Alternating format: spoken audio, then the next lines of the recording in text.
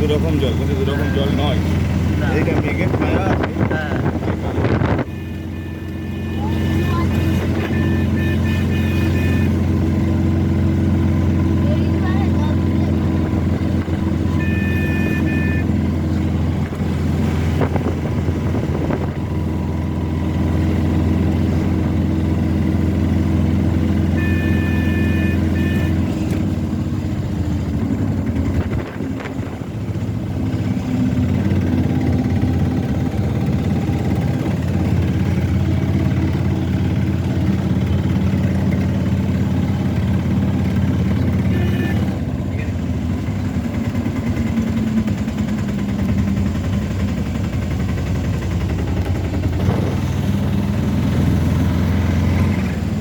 দারুণ হেভি লাগছে। আবার এই দিকটাই দেখো রোদ আছে, হ্যাঁ আবার ওই মাঝ বরাবর ছায়া পড়েছে।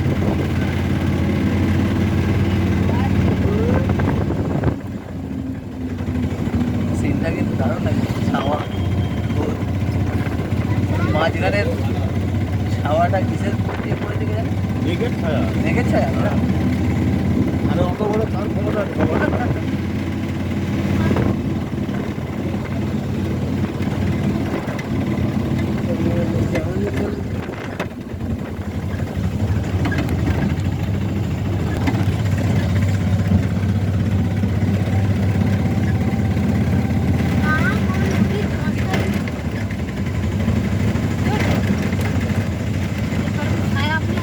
মেঘগুলো হলুদ করে পড়ে যাচ্ছে, ওই জায়গা মাঝখানটা ক্লিয়ার হয়ে গেল পুরো।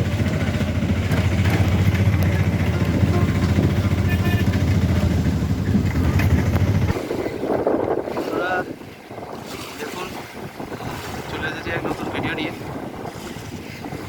তখন গাড়ি থেকে ভিডিওটা করছিলাম, কিছু বলতে পারছিলাম না গাড়ির জার্কিংয়ে। জলের ঢেউটা দেখতে থাকুন।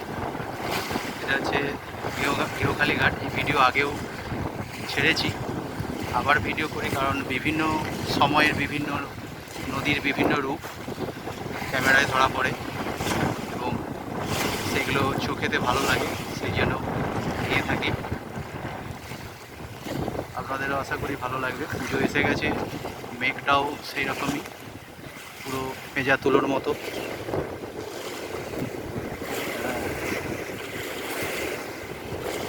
ডিঙি করে জাল বেছাচ্ছে জেলেরা, দেখতে পাচ্ছেন ছোটো ছোটো ডিঙি চলেছে, জাল ফেলছে। একটু জুম করে দেখাই।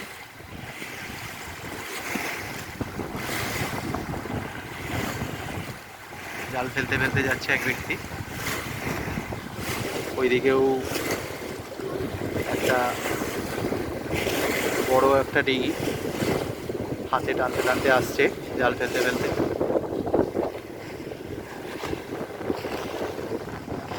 একটা ভিডিও ওইদিকে কুকুরাহাটির কোণে,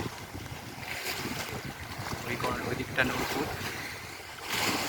ওই কোণে গেঁওখালি তো আছাড় পড়ে গেছে পোলটা।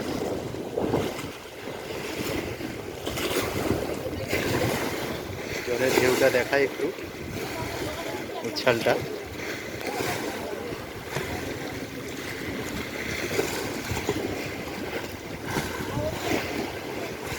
দেখতেই পাচ্ছেন জলের কি উচ্ছাল গতি।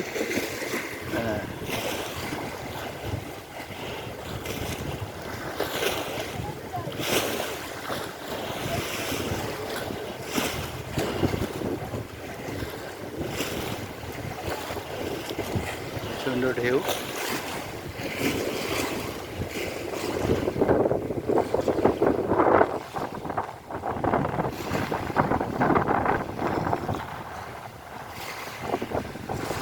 বন্ধুরা, চ্যানেলটা একটু সাবস্ক্রাইব করে দেবেন, একটু লাইক করে দেবেন, পাশে থাকবেন যাতে পরের ভিডিও দেখতে পারি।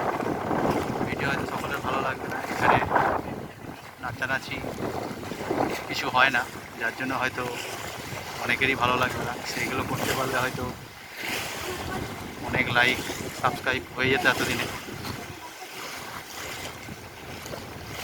কারো যদি ভালো লাগে চ্যানেলটা একটু সাবস্ক্রাইব করে দেবেন।